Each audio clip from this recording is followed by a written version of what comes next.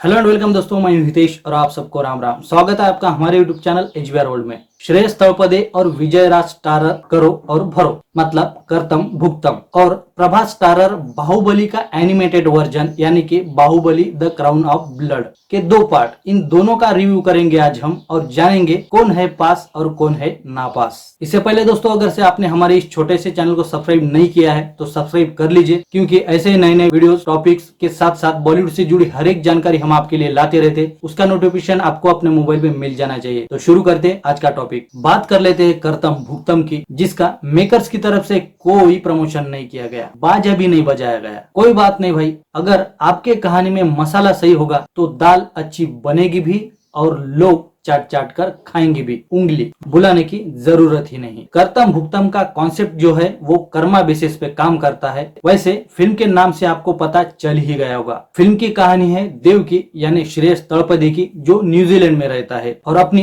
पुश्तैनी जमीन या कह लो प्रॉपर्टी के सिलसिले में वो भारत आया है। एक्चुअली उसे प्रॉपर्टी बेचनी है, लेकिन उसको सही खरीदार मिल ही नहीं रहा है। लाख कोशिशों के बाद भी वो प्रॉपर्टी बिक नहीं रही, तो उन्हें लगता है कि शायद ग्रहों की दिशा जो है वो शायद ठीक नहीं है, और इसी बात को क्लियर करने के लिए वो पहुंच जाते हैं अन्ना के पास। अन्ना का रोल विजय राज ने प्ले किया है, और तब से इसकी यानी कि देव की ग्रहों की दशा उल्टी हो जाती है, यानी कि और खराब हो जाती है। विजय राज जो एक एस्ट्रोलॉजर की भूमिका में है, इनकी तरफ से देव को इतना बेवकूफ बनाया जाता है कि भाई पूछो ही मत। एक हद होती है बेवकूफ बनाने की, वो हद लिमिट कितनी होती है वो आपको इस फिल्म में देखने को मिलेगी। लेकिन बाद में कर्मा अपना रंग दिखाना शुरू कर देता है, और इसके आगे की कहानी मैं नहीं बताऊंगा, आपको खुद जाके देखना पड़ेगा, तभी मजा आएगा दोस्तों। कहानी का फर्स्ट हाफ जो है वो थोड़ा बोरिंग सा है दूसरी फिल्मों की तरह, लेकिन सेकंड हाफ जो है वो थोड़ा इंटरेस्टिंग है, और सेकंड हाफ की कहानी जो है वो थोड़ा जबरदस्त है, जो आपको छोड़ती नहीं।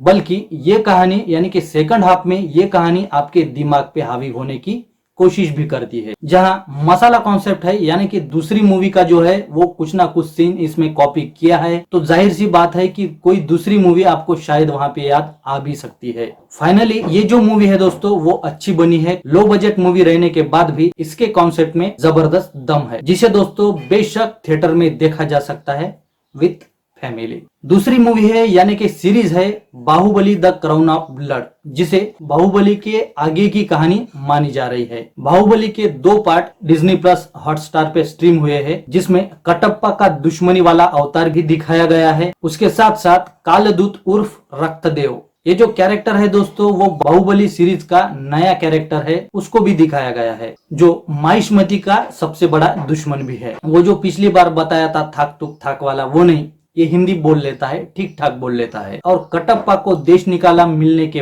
बाद कटप्पा जो है वो कालदूत की सेना से जुड़ेगा, यानी कि कालदूत के सेना का सेनापति बनेगा। और इनका सामना कैसे किया जाता है ये शायद हमें नेक्स्ट पार्ट में देखने को मिलेगा। Baahubali the Crown of Blood इस सीरीज के हर एक पार्ट हर एक हफ्ते में रिलीज किए जाएंगे, लेकिन मेरे हिसाब से अगर से 10 के 10 पार्ट अगर से रिलीज कर देते, शायद इसमें 10 पार्ट होंगे तो भी कुछ फर्क पड़ने वाला नहीं था दोस्त, क्योंकि कहानी में कोई दम नहीं है और इतनी बेसब्री से इसका इंतजार कोई करेगा नहीं, सिर्फ 2-4 साल के बच्चे छोड़कर। वैसे ये एक एनिमेटेड सीरीज है, तो ग्राफिक्स की बात कर लेते हैं। इस सीरीज के ग्राफिक्स को मैं 4th क्लास बोलूंगा, क्योंकि ऐसा ग्राफिक्स जो है वो ग्राफिक्स का एजुकेशन लेने वाला जो 4th क्लास कैंडिडेट है वो भी बना सकता है। जो ग्राफिक्स एस राजामौली के सीरीज को शोभा नहीं देता। ऑल इन वन ग्राफिक्स की बात करें दोस्तों तो रद्दी है रद्दी। डबिंग की बात करें तो डबिंग इसमें ठीक ठाक है। अगर से आप इस सीरीज को आंखें बंद करके देखते हो तो एक टाइम पे आपको ऐसा लगेगा कि शायद बाहुबली मूवी चल रही हो,